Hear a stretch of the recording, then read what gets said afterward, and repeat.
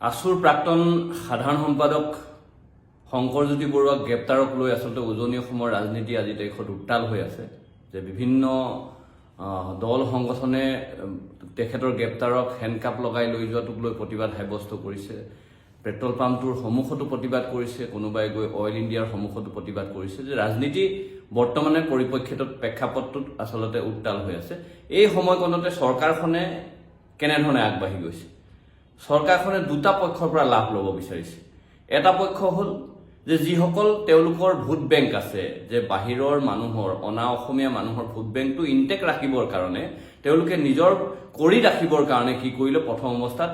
শংকৰজ্যোতি বৰুৱাৰ হাতত হেণ্ডকাপ লগাই দেখাই দিলে যে তোমালোকে অনা অসমীয়া মানুহক একো নকবা যদি কোৱা তেতিয়াহ'লে এই অৱস্থা হ'ব আৰু অনা অসমীয়া মানুহক এনেকুৱা ধৰণৰ কথা মানে সুৰক্ষিত তোমালোক যে সুৰক্ষিত আছা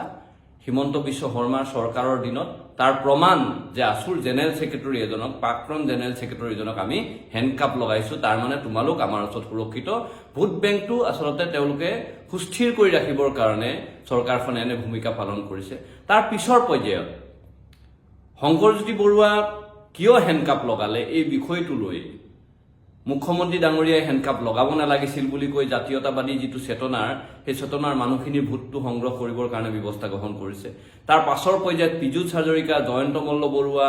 আৰু প্ৰবৃত্ত মাঘেৰিটাৰ নিচিনা মুখ্যমন্ত্ৰীৰ হুৱে বাৱে থকা যিসকল ব্যক্তি তেওঁলোকে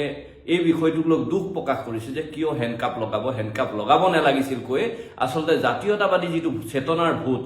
এই ভোটটো ইনটেক ৰাখিবৰ কাৰণে তেওঁলোকে নিজৰ মাজত ৰাখিবৰ কাৰণে পুনৰবাৰ নতুন এটা খেল আৰম্ভ কৰি দিছে এই কথাবিলাক কিন্তু ৰাইজে বুজি পোৱাটো প্ৰয়োজন আছে মই এটা কথা কৈছো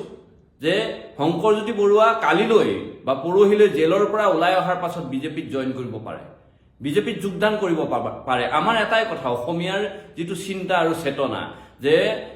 কোনোবা বিজেপিতেই থাকক লাগিলে কোনোবা কংগ্ৰেছত থাকক লাগিলে কোনোবা এজিপিত থাকক কোনোবা এজেপি কৰক কোনোবাই বিভিন্ন দল সংগঠন কৰক কিন্তু অনা অসমীয়াৰ অভিযোগৰ ভিত্তিত এটা ভিত্তিহীন এটা অভিযোগৰ ভিত্তিত যাতে এনেকে ধৰণে অসমীয়া ল'ৰা হেণ্ডকাপ লগাই নিনিয়ে তাৰহে আমি বিৰোধ কৰিছো শংকৰজ্যোতি বৰুৱাক ব্যক্তিগতভাৱে আমি আসলতে ইয়াৰ সমৰ্থন জনোৱা নাই কিন্তু এটা কথা ঠিক যে শংকৰজ্যোতি বৰুৱাৰ নিচিনা যদি অন্য কাৰোবাৰো হয় আমি তাৰ বিৰোধিতা কৰিম সেই কথাটো স্পষ্ট সেইকাৰণে কৈছো ৰাইজে খেলখন জনাৰ প্ৰয়োজন আছে এই যে খেল এখন খেলি দিছে চৰকাৰখনে এই খেলখন জনাৰ প্ৰয়োজন আছে খেলখন খেলি আসলতে কেনেকে ধৰণে আসলতে তেওঁলোকে